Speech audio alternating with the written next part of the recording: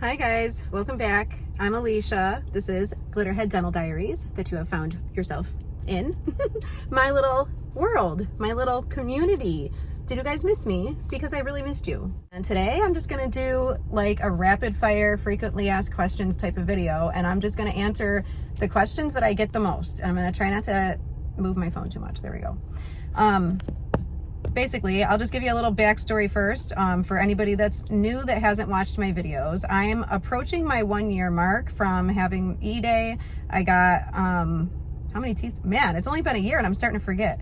I had 13 teeth left, my natural teeth, to be extracted. My uppers were all root canaled and crowned, and I had 2 3-piece bridges in the top with an upper partial. My lowers, I only had like the bottom 6 front teeth, and the rest had been gone for quite a while. And so I went for the mini implants with snap-in dentures. I got 6 mini implants in the top and 4 in the bottom. With immediate load snap-in dentures, meaning on my surgery day when I went in there, they did everything all in one sitting, all in one day, which is what I was wanting to do because I thought it would be even more traumatic if I had to keep going back for several appointments. And so why did I get mini implants? Primarily, the reason I went with minis was because the dentist that I went to is the inventor of the snap-in system with minis, and he's a specialist with specifically mini implants. And so, you know, it made sense. If I was going to do this, I would like to go with somebody that I feel like is an expert in mini implants. He doesn't do the standard size ones, but he does have other options with the mini implants. You can do snap-ins like I have. You can do semi-removable, which means the dentist can remove and the dentist takes them out to clean like every 6 months, or you can do fully permanent cemented bridges on mini implants. So what did I pay for what I had done? The total cost for what I got was $16,900, $9,600 for the uppers, $7,300 for the lowers. The cost of the denture alone was $3,500. I don't know the cost of each implant individually because it was done, they were all done at the same time. And their pricing kind of goes off of the assumption that you're gonna need multiple. So it's just like a whole price for the whole thing, you know? So I went with the mini implants for that reason, but also because of the price, because I figured if I could be just as happy and spend half as much money, then I would do it, you know, because it's risky and for a lot of us that have had serious chronic dental problems for our whole lives, we never really know how long one particular treatment is going to last. So it would be, I mean, it seemed more like really risky to me to spend over $50,000 for something if I could get similar results and be just as happy for $16,000. And you do have to, you know, be a good candidate, make sure your dentist is evaluating you for mini implants, because I'm sure there's differences in who is a good candidate and who is not. I know you have to have enough bone tissue. And my oldest daughter is coming out. She's babysitting so I can sit out in the car and talk to you guys because I've been missing you. Can I help you? Yeah, I need AAA batteries and I don't know where they are. I don't know where the AAA batteries are. You want to say hello to my dental channel? Hi. This is my oldest beautiful daughter, Katie. It's making my face white. You have seen her before. She's amazing. Thanks. But I don't know where the batteries are. Oh. Sorry. It's fine. All right, I'll be in shortly. So what was I saying? All right, so I got the mini implants because my dentist said I was a good candidate. He could do it all in one day.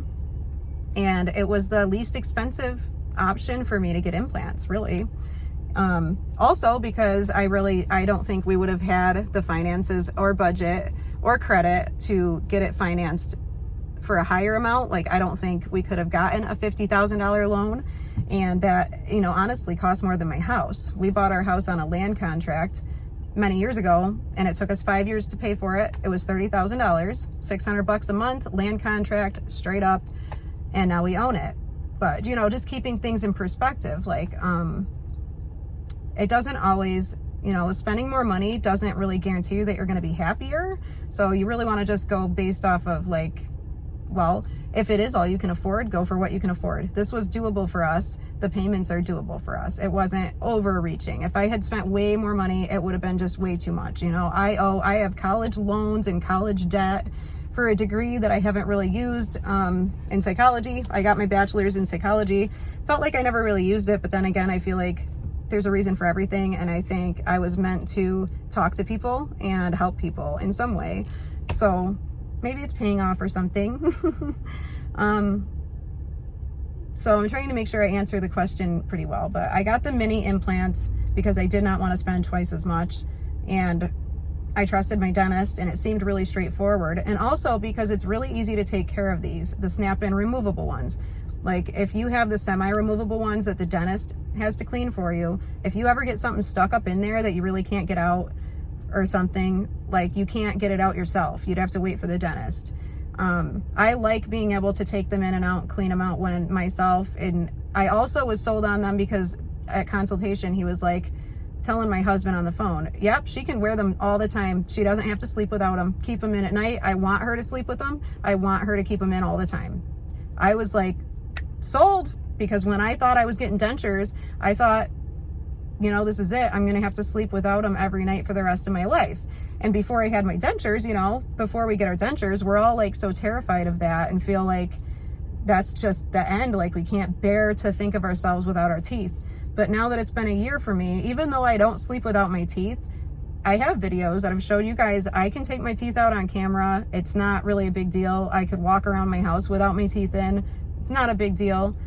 I mean, I don't have a reason to do that because I'm very comfortable with my teeth in.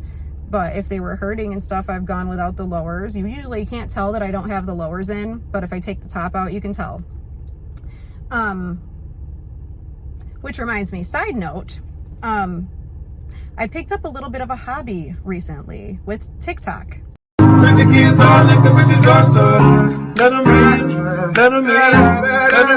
I'm just gonna tell you, it's my birthday! Ta-da! So if you guys want to see like a different side of me, you should totally go find me on TikTok. My name is Princess Glitterhead, of course. The only thing is I'm waiting to get to, well, hold up. I told myself if I made it to 10,000 followers on TikTok, I would take my teeth out and make a TikTok, like a before and after, some kind of without teeth to teeth type of thing. But then I kind of started getting followers a little faster than I was expecting. So now we're approaching 8,000. But if you guys want to be there to see these reveals and stuff, I'm a little nervous, so I could use my real friends from here on there to help back me up because it makes me nervous. It's just a whole different app, and I started it just for like fun. It's different. It's like entertainment, but anyways, if you guys want something like that to pass the time, come check it out. It's fun. It's like YouTube, but really fast paced. Like the videos are like 10, 15, 20 seconds or not that long. You just scroll and it's just like it's a big, you know, waste of time, but it's good for entertainment. It's good for boredom. It's good for if you're stuck in your house and there's like not much to do. Plus, watching other people do things can inspire you to create something yourself, or it can just, you know, put you in a certain mood for the day or like give you ideas yourself. But anyways, aside from that, more frequently asked questions. All right, so I pretty much answered the why. Is sex any different? You know, what is sex like once you get your dentures? So I will say, I know that people that get traditional dentures, like usually if you get traditional dentures that you can take out, that can help with oral. You don't need your teeth in. Some people like it a lot better when the girl doesn't have her teeth or when the guy doesn't have, whatever, you know, anybody. Called a gummy. But in my case, I have metal studs, so that wasn't ever an option. So there's really no point in me taking my teeth out to do that. So for us, sex hasn't changed physically, like in oral sex, nothing is different. It doesn't, the only difference is, obviously emotionally and mentally, while you're going through things or while you don't have your teeth or while you're adjusting to the dentures, emotionally that can definitely like set you back a little bit and make it hard to feel like intimate and open with somebody. So it really depends if that person was there with you the whole time or if you're meeting somebody new. Emotionally, you have to give yourself some time to like feel sexy again and feel like a woman and not feel like someone without their teeth, you know. But yeah, I mean, if I did not have implants, I would totally try without teeth. I'm sure my husband would love it. But we don't do that, like I said. So the only difference is I don't have nerves in my teeth. So like hot and cold and stuff like that, there's no nerves in there anymore. So just whenever you have something in your mouth, it's a little bit different. Like I don't have touch, you know, so I was always afraid I would be scraping. I don't want to bite him or anything, but I mean, I didn't bite him before when I had teeth, so I'm not very likely to bite now, you know. So that answers that. That didn't really change. Just the only things that changed was, you know, not feeling sexy, not feeling confident, getting depressed, and then just, you know, some people, it's really hard once you start feeling depressed. It's hard to get yourself out of that. So you want to try not to stay there too long. Try not to let it consume you. Yeah, but so on that topic, I think that's it. I don't think there was any other questions about them. Is it any different? Not really. Especially now, a year later, nothing's really different. It's just the same as it always has been. Yeah. Let's see. What's another question people ask a lot? Is there anything that I cannot eat? I can't really eat certain gum. Like some gum is okay. There's certain brands that don't stick, but if you accidentally eat a piece of gum that's like a sticky one, you're going to regret it. It's very hard to get that off of the acrylics. I'm not really sure why. It's very hard to get gum off. Like it took me a very long time. I had to soak them and scrape them off and like really brush them for a while to get it all off. The other thing is like Kit Kat bars. My husband, I accidentally broke a nail trying to break a Kit Kat. It was weird, but he's like, why don't you just bite it? And I'm like, I can't. And he's like, they're not that hard. And I was like, but they are, like, for some reason. And it could be because I haven't had a reline. I mean, I got these are my second set of snap-ins. My first set was really off and crooked from day one, and the lowers broke 3 times, snapped in half 3 times, which was because they didn't fit right. So this set I got when I was 5 months post, and now I'm like 11 months post. So it's possible that I could need a little bit of a reline, but I really don't notice like a lot of movement. They feel very secure. Just if I bite into something super hard, sometimes you can feel it lifting a little bit, and it's kind of like something you have to train yourself in, like how to bite into stuff and which direction. So usually, like I just don't bite with the front.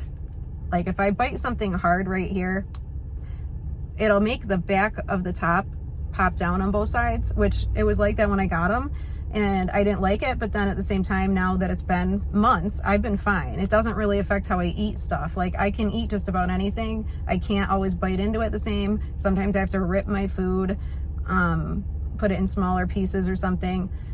Like I don't really try to test the limits of these teeth anymore because of the first set that broke 3 times, and because of what we're going through right now, that, you know, the dentists and stuff, everybody's closed because of the coronavirus. So it's not like, you know, I don't want to risk like I don't want to be like, oh, let's see what I can actually eat. Let's see if I can bite this. Let's see if I can do that. I'm not trying to do that. I just eat what I would actually eat. And if I have a problem eating something, I adjust. It's not that big of a deal. Like I probably wouldn't even realize it. You know, when my husband was like, that's a Kit Kat, you should be able to bite it. And I was like, it's all right. Not a big deal. But he's like, maybe it is. But then I don't know, like, because I've had dentures now, so I'm used to it. But if you had your natural teeth and someone told you I can't bite a Kit Kat, that might freak you out a little bit. It's not that I can't bite it, like I said. I'm just not trying to push the limitations of this denture, and I can bite it more like on the sides here, pulling a little bit, just not the front. Might help you guys to know, like I've mentioned this in other videos, but the way we financed it, we got 2 separate loans, one for my uppers, $9,600, one for the lowers, $73. So broken down monthly, that turned into a $256 payment and a $135 payment due on separate days. So that made it a lot more manageable too. And I like to just mention that in case people don't know, but that's what my payments were for what I paid. So that made it very doable. Another question people ask me is, what does it mean to have lip support? What does that mean and how do they do it? So when I got my new set of dentures, I noticed that when I was at rest, my upper lip looked a lot thinner, and it was like falling in on the sides even more. Like I already have a thinner upper lip really, but it can be more pronounced looking. So I had asked them, after Googling myself and looking things up, I had asked them if they could add acrylic to help build up some support you know, for the upper lip. And at the time, the denturist was like, yeah, that's easy. We'll do it. But this was on my permanent denture. I would recommend asking for this to be done if you think it needs to be done in the wax try-in. I did mention this in wax try-ins. There was 4. They were rushed. Maybe there was 5. But they didn't listen to me and they didn't do it in the wax try-in, or at least the denturist didn't do it in the wax try-in, which I guess it doesn't matter because technically they did it on the permanent denture. Huh? I don't want to plug in my phone. Tell her, please plug it in really quick. I'll be right back. Amzy's catching snowflakes. It's snowing. Can you believe it's snowing? That's Western New York for you guys. It's freaking snowing in April. But now what was I saying? When I talked about lip support being added to my denture. So this is something that they do with the acrylic to support your face and your bone structure and your lips. So it is already something that is kind of accounted for when they're designing your denture. But when you have your wax try-ins, if you notice like your upper lip looks thinner, or if you notice that it looks a little sunken down here, those are things they can fix with adding acrylic. They can either do it in a wax try-in, or what they did with me, they did it to my permanent snap-ins, because I had been trying to get them to do it with the wax try-in and adjust things to help my upper lip area, and it just wasn't done. So once they gave me the permanent ones, I was still not happy. And the dentist himself was the one, well, the denturist added a ton. I have past videos, you guys can look. He added a lot and it made me look like a horse, and I was really depressed and not happy. So I went back and he took some off, but not really enough. And then after a while, the dentist himself did it right when I came in. He did it right in house until I was happy. So he added a little more, took a little off. I could show him what I did and didn't like. He went and fixed it, gave him back, and this is where we are right now. So I've also had people say, why don't you just get your lips done? And well, I mean, I feel like, you know, you can't fix everything with surgery. Like, I mean, of course I could, but that's not really what I want to do. Like, I want to be happy with who I am and my mouth just the way it is. Like, I probably would get lip injections if it was just up to me. It's also up to my husband. He's not on board with it, you know. He was on board with those and these, of course, but lips, you know, that's a big thing. It's on your face. You don't want to risk screwing something up. I don't know how it would affect the denture. I did ask my plastic surgeon's nurse, I asked her about if they ever have denture patients, because my plastic surgeon that did my BA is the brother of my dentist who did my snap-ins. So the previous year before my teeth, I had gotten my BA. And so when I was in there for a checkup, I asked if the dental patients ever come in to get their lips done. She said, well, not really, but I'd recommend waiting until you're at least over a year, you know, make sure they're all fully settled so you can really see where things are going to be, which is good advice. And lately, I mean, I've been feeling fine about my lips, to be honest with you. I mean, I can overline them, make them look really big if I want. I can just do them normal, like kind of like today. I can just do nothing and they're fine. It's just my lip. It's always been that way. That makes me who I am. So I'm not getting plastic surgery, or I mean, I'm not getting my lips done just because I don't know. I don't need to. That's why. Maybe in the future. You never really know. I would like to just be happy the way I am right now, because I've already had things done. You know, I had my boobs done. I got my teeth done. And I get Botox for migraines, but that definitely has cosmetic benefits around my eyes and my forehead and stuff. So, you know, mama's happy. I'm good. I'm good. I'm good. I'm very happy. I'm just happy that I have my teeth and that they're functional, and I'm as happy as I am. We went through a lot to get them to where they are right now, and they're still not what I would have actually ordered or picked out myself. But the longer that you give yourself time to adjust to things, the better. And people have asked me, how did I feel when I saw myself without my teeth the first time? The first time that somebody else saw me without my teeth was on E-Day during surgery, when the doctor brought Josh in, and I wasn't really fully out of it yet, and they were still trying to take the teeth in and out and make them fit. So he got to see me firsthand right there with no teeth before I saw myself. And then it took 12 days for them to be able to get my snap-ins off the implants initially. Usually they take them off on the fifth day. They tell you leave them in after surgery, don't take them out, you know, You brush them like normal, like you would with regular teeth. Use your salt water rinses for the first 5 days, and then the dentist takes it out for you and looks at everything and makes sure it's good. Mine wouldn't come out on the 5th day, and I was pretty much having a panic attack because it hurt so bad. They were just they swell up, like, and if they swell up super tight, they can get stuck there. Just don't freak out. Don't freak out like I did. I was a little nervous, but they will get looser and they will come out. You'll be able to get them out. Just give it time. I know it's hard. The way that helped me, it was on the 12th day though, back to the first time we saw myself without teeth. But on day 12, my sister came with me to the appointment, and the dentist was trying to tell me how to get them out myself because it was so painful. It was hard for me to let him do it because I felt like he's ripping like nails that are drilled in like back out, you know. It feels like that. It does hurt. It's more painful after. It was more painful for me in the follow-up than it was on surgery day, I feel like, and it was somewhat traumatizing because it triggers that pain response, you know. And for me, dental pain triggers hyperventilating. But we kind of overcame that on my surgery day because I was hyperventilating. The dentist wasn't going to work on me. Told me, if you don't stop, we're not doing this. So I wanted it done. So I was able to pull my shit together somehow. Thank you to God. That had to be the only reason I was able to stay and do this awake. So my sister was there when he finally got my teeth out the first time, and her reaction was like, oh my God. Like, I just saw the look on her face. It was almost like this heartbroken look. Like she knew that I was going to probably have a hard time. Or I think she thought that. I think it was traumatic for her to see me without my teeth. And I remember the first time I looked in the mirror, I really didn't even want to look up. Like, I just didn't want to see myself like that. And I felt like it would forever be ingrained in my mind what I look like that way. But then every day you get up and take care of your teeth. You look in the mirror without them every single day, or not. You don't have to. You can avoid it.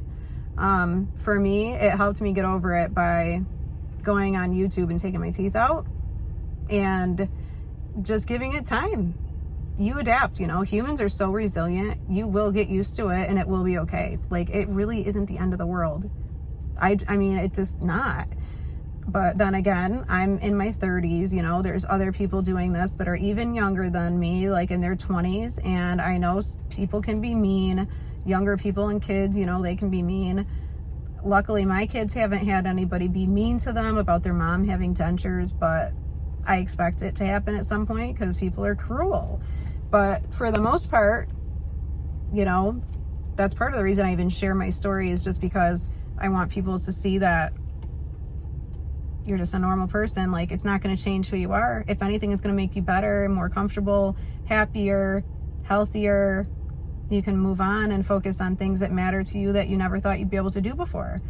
And it's all because you just, you know, take care of this. It makes a big difference. It really does. This is not a frequently asked question, but I feel like something that people would ask, you know, what would I do if I was in the middle of my treatment process and COVID-19 happened? Or what would I do, like, if I broke my dentures and I couldn't wear them and I can't fix them? In my case, I'm lucky because I have my immediates that did break 3 times, but they've been repaired. So I have those as backup if something happened to these. They give me an awful lisp, really bad lisp. I'll have to make another video one of these days where I just show you the difference again. And it's crazy. Like, the longer I go without wearing them, the more obvious it is how bad they fit. But then again, my mouth is probably changing as I heal. So that does happen. So they're not going to fit exactly the same as they always did either. But what would I do? I mean, what can you do? There's not much you can do. You know, we can just hope that they're going to get a handle on things so that they can start opening things back up. And I have a feeling, you know, they're going to start opening things up for, like, they're going to prioritize who gets to come back in first and all that stuff. But if it was me, I'd probably be trying to make an appointment, like, in the future, just to have one. Just be like, I know you don't know if you're going to be open. Is there any way I can make an appointment for 2 months from now, just in case we're open again? And then if it looks like that's not going to happen, call back. Say, can I make an appointment for a month out or something? That's like the minimum you could do. I don't know if dentists are going to be able to do that or willing to do that or not. I would do that. there's also like, I don't know enough about it, but I know that there's companies on Facebook that work with people, or not Facebook, there's companies on YouTube and probably just online that work with people from home, where they'll send you the trays and the molds and everything, and you can do it yourself at home, and you mail it back to them, and they send you a denture. So for like traditional dentures, that would be an option to look into. I don't know if it's possible, like I said, because these people, they all work. I don't know if that's a company that wouldn't be functioning if it's an online thing, but I have seen people do that. Probably not as reliable as having them done professionally, but something to consider. I would look into it myself if that was my only option. Other than that, I am a huge believer in prayer and manifesting things yourself and being able to control what you can control. You know, there's only so much we can control. You can't control the world. We can't control when things reopen. We can't even control what's happening in our own mouths when things are going bad. And I mean, all you can do is try to focus on positivity and energy and prayer. Really, I pray when I'm feeling like at a loss and nothing will help me. That's all I can do is pray. And it's kind of crazy because I got sick last week, like really sick, and I thought that I was going to be hospitalized again. I was hospitalized last year, right before my surgery, and I thought it was just a bad UTI, but it was a sudden, severe, life-threatening kidney infection involving my gallbladder and a UTI. But basically, once that's happened, it's more likely to happen again. So I got sick last week, and I thought that's what was happening. And, you know, body aches, fever, not fever. It didn't register as a fever. It was just hot and cold chills and like bad, wicked migraine. I was throwing up. It was for 3 days. Migraines can last up to 72 hours. A migraine is classified as being between at least 4 hours long, up to 72 hours long. And if it lasts longer than that, it's a different kind of migraine. But so mine happened to fit between 4 to 72 hours. And this migraine was 3 days long. Had it been under normal circumstances, I would have been in the ER because I just would have been, but I didn't want to go to the hospital. And so I did have a virtual appointment with my doctor, and I told her I thought it was a UTI, so she sent in antibiotics. But then when I looked at them, I remembered that they made me super sick last time, and I didn't want to risk making myself even more sick after 3 days of not being able to eat. I didn't want to be risking that and getting sick and then end up in the hospital anyway. So I called her to switch the antibiotic to something more gentle. And it was right before the weekend. So of course she didn't get the message and didn't send me anything in. And I was starting to freak out because I was supposed to be getting my Botox, which I got today, but this was before the weekend. So I was thinking, crap, if I'm so sick, if I get a fever or anything like that, I'm not going to be able to even get the Botox. And then I'm going to be getting migraines, like wicked, crazy bad ones. So I prayed, and it was kind of amazing because the very next day I was back to myself, like that, done, like as if it never happened, like good as new. Bizarre. Like, and I never took any antibiotics or anything, so here I am. Living proof. But no, I do believe in prayer. I believe a lot of people believe in prayer. I know a lot of people do, and it doesn't matter. Everyone has their own beliefs. So, I mean, to me, prayer is like energy that you're sending out kind of to someone else, and it connects you to that person in a way, either energy or vibes, direction. Like, it serves a purpose. It really does serve a real purpose. I pray for my viewers when you guys comment and you tell me like what's going on in your lives and your treatment plans and everything. I will pray for people by name specifically. I always do. If I say I'll pray for you, I stop right there and pray for that person. I've made a habit of doing that because I mean it. If I say I'll pray for you, I mean it. And I believe it works. It doesn't matter what you believe, but I mean, that doesn't sound very nice. Anyway, anyways, I don't know if I actually answered like a ton of these questions that are frequently asked, but if you have more questions that you would like me to answer, please leave them in the comments and I will do another follow-up video or maybe a live or something one of these days. But if I go live, I'll announce it. I'll make a post on YouTube so you guys can see it. Other than that, I'm gonna let you guys go because my husband just got home. Dinner time, cuddle time, get a hug time. See, there he is. Say hi. Want to say hi to my dental channel? What's up? Not much. I'm gonna carry the crap in real quick. What are you doing? Okay. Making a video? Yeah, I'm almost done. Alright, love you. Love you. Isn't he cute? I should show you guys someday his high school yearbook picture. Looks like Justin Timberlake. He used to wear blue contacts back in the day. Maybe I'll post that here at the end of the video. I'll do a side by side so you guys can see what we looked like in high school.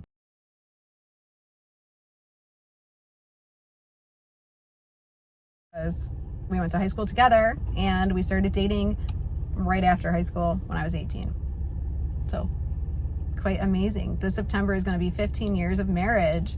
We were planning on having our big 15-year anniversary party at the same place we got married, and I was going to film it, vlog it, do it all, plan it, and now we've got all this COVID-19 stuff going on. So I don't know, there's talk about not having anything like all summer, no music festivals, nothing, no concerts, no sports. It's just like, oh my God, it's crazy. Like, things are crazy. But anyways, I'm not a politician, so I'm not going to be making any kind of political statements or videos or anything like that.